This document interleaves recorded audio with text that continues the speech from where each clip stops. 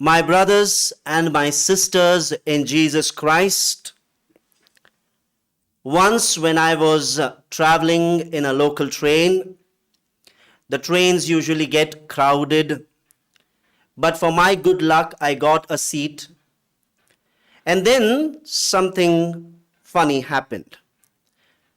A friend of the person sitting opposite me suddenly entered the compartment without this person's knowledge, came right behind him, grabbed him by his shoulders, and shouted into his ears. The expression on this man's face was that of anger. He was surprised, shocked, and the expression was, "Who dares to do this to me? Who are you?" And the moment he turned and saw his friend, his demeanor changed. The feelings that he was going through, the anger changed. It turned into the expression of joy. He was so happy to see his friend. And he pushed and made some place for him, and they chatted throughout the journey. Dear friends, this man had control on his emotions. First, he was angry because he was not sure who was holding him or shouting at him. But the moment he realized that it was his friend, there was a sudden change. Today, as we reflect on this emotion of anger, we ask ourselves, in today's world, with all the pandemic, the anxiety, all the struggles that we go through, the level of anger in people has increased. The level of patience has reduced. We get angry for small things. And at times, this anger takes on the form of rage, and we destroy people. Dear friends, the Catechism of the Catholic Church 2302 tells us that anger is an emotion. And as an emotion, psychology tells us emotions are neutral. They are neither good nor bad. So anger as emotion is neutral. It is neither good nor bad. But what I do with my anger is what makes it either good or bad. My brothers and sisters, Jesus tells us that you should not be angry with your brother. And we also know the Christian way of handling things. Go and talk to the person. And if that person is not ready to listen, then take somebody else with you. So, we also see, dear brothers and sisters, Jesus getting angry with the Pharisees, with people who were not able to understand the poor, the weak, the broken. There were these Pharisees and teachers of the law who would look at Jesus, wait for him to make mistakes so that they could use it against him. And Jesus would often get angry at them because he was surprised at their hardness of heart. Their anger had clouded their eyes, their minds, so much so, even when Jesus brought Lazarus back to life, Jesus healed the blind man, the leper. Instead of being happy and instead of glorifying God, these people got angry with Jesus. These people were upset with Jesus, and this angered Jesus. But Jesus shows us how we have to handle our anger. Jesus is powerful, but he does not use this power to bring them down. He challenges them. He tries to jolt them out of the stupor, the slumber, the sleep that they are in.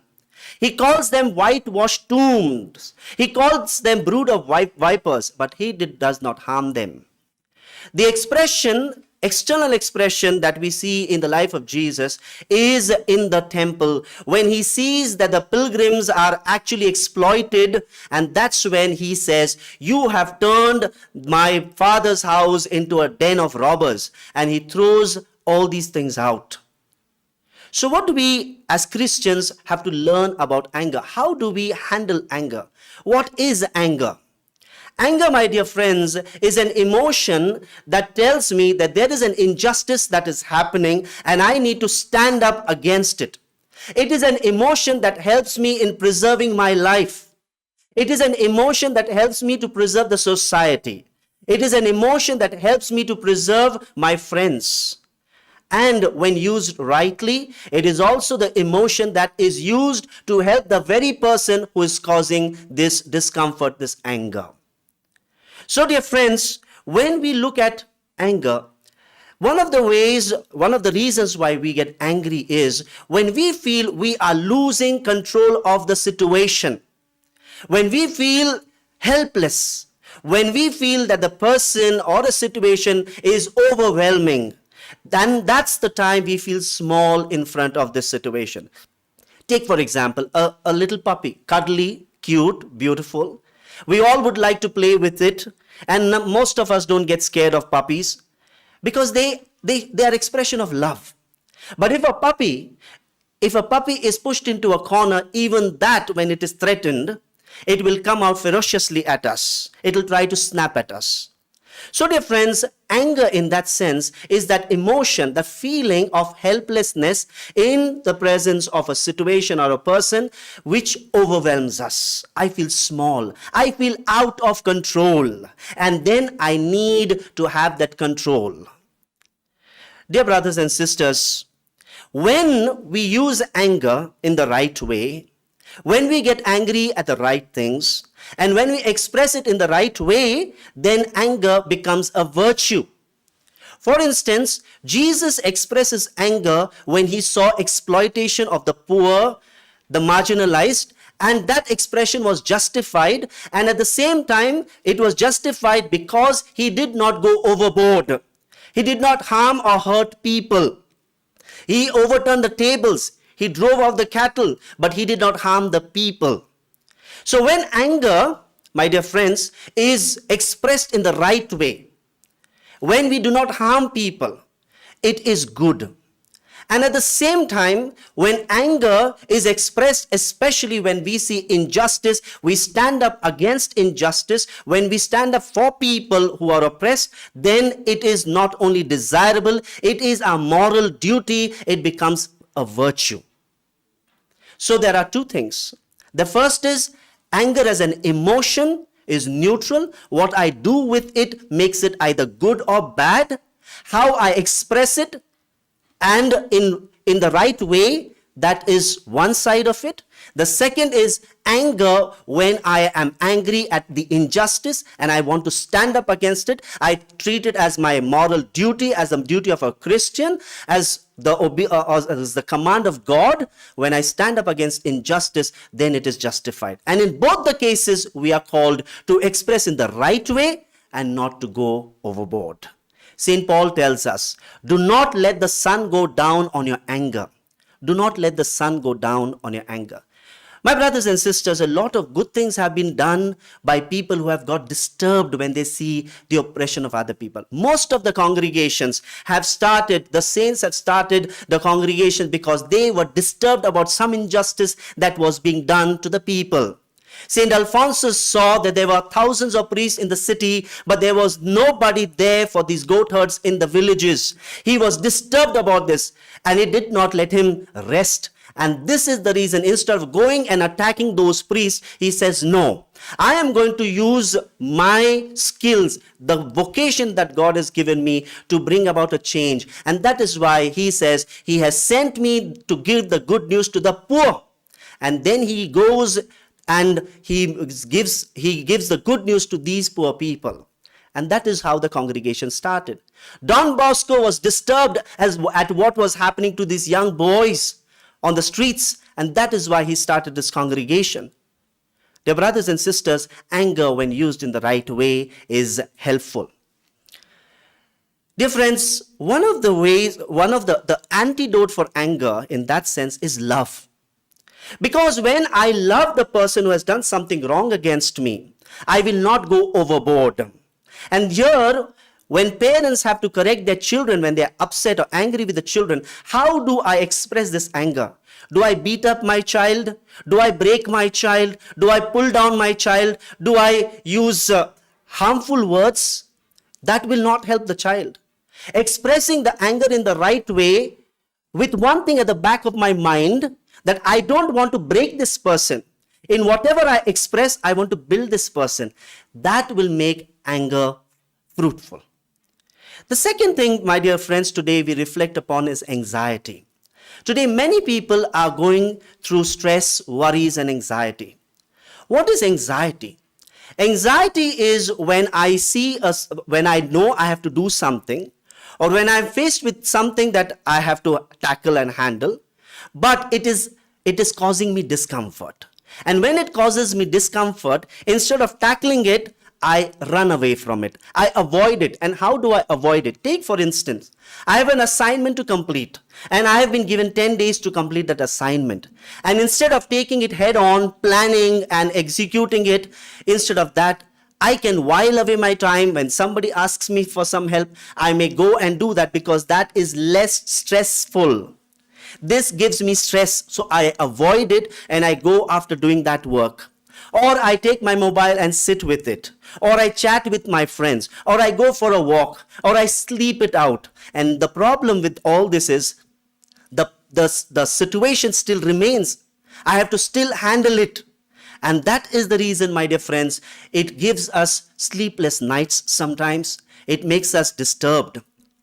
Dear friends, the important thing that we need to do when we become anxious is we have to tell ourselves, I am not going to avoid what task is right in front of me. Many youngsters find maths difficult, maybe accounts difficult, or any other subject that is supposed to be tackled difficult.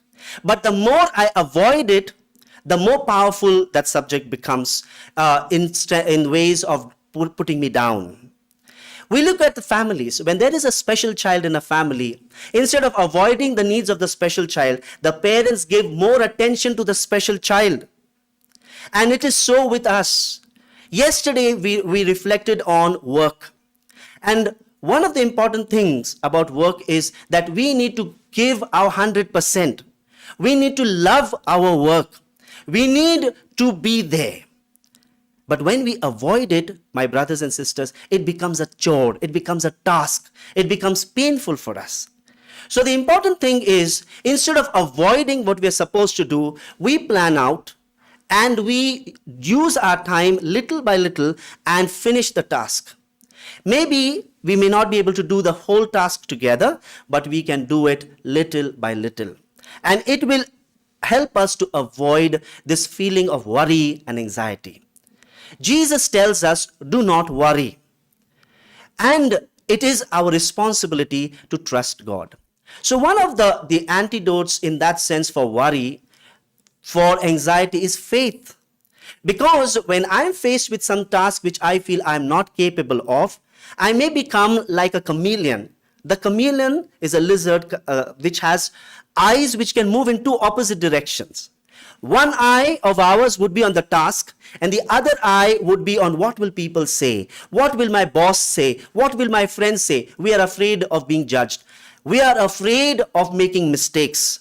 And because of this, my dear friends, we are not focused on our work. Our attention is on something else, and this work, this task at hand, takes a back seat.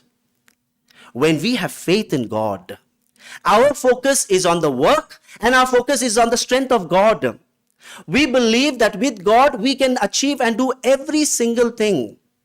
We tell ourselves, even if I make a mistake, God will see me through. Because God has the capacity to write straight even on crooked lines. So instead of focusing on somebody else, instead of focusing on what the boss will say, instead of focusing what the professor will say, instead of focusing what my friends will say, people will laugh at me if I fail, I focus on my work and on my God, and in faith I say to God, with you I will be able to achieve everything. Dear friends, there are a couple of things that we can do.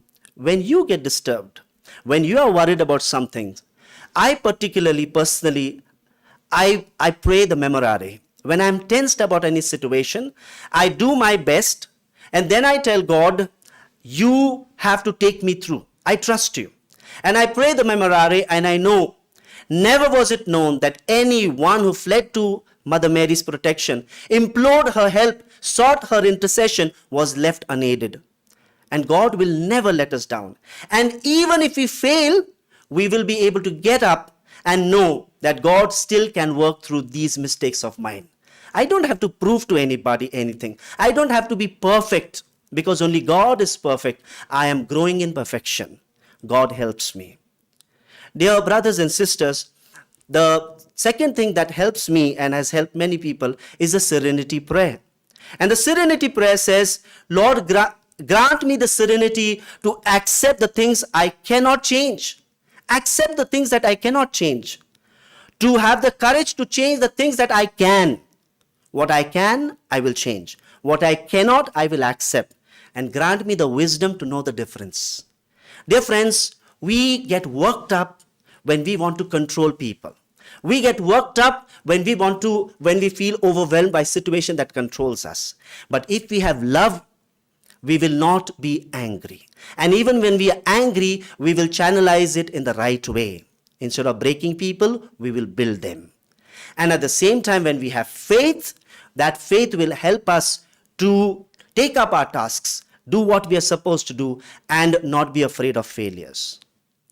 Youngsters find it difficult sometimes to focus. I have gone through it. Probably I'm going through it right now. When it comes to studies, sometimes we run away. We get involved with friends and mobiles and things like that. We are kind of playing a peekaboo with studies. We close our eyes, we open, and the studies are still there. And one of the best way to do it, to study and not to run away from that is, my dear friends, faith in God, planning well, dedicating time, and most important of all, disciplining one's life. When we discipline our life, our mind learns to do things at the right time. When we continuously avoid some work, we learn to avoid. But when we discipline, instead of running away, we do our work on time, it becomes second nature to us. And so, my brothers and my sisters, let us pray during this Eucharist in a special way. Let us tell God, Lord, help me when I am angry to be loving. Help me not to break people. And at the same time, we also pray, Lord, when I'm anxious, help me to have faith in you. Help me to do what I'm supposed to do with love. For this grace we pray during this Eucharist.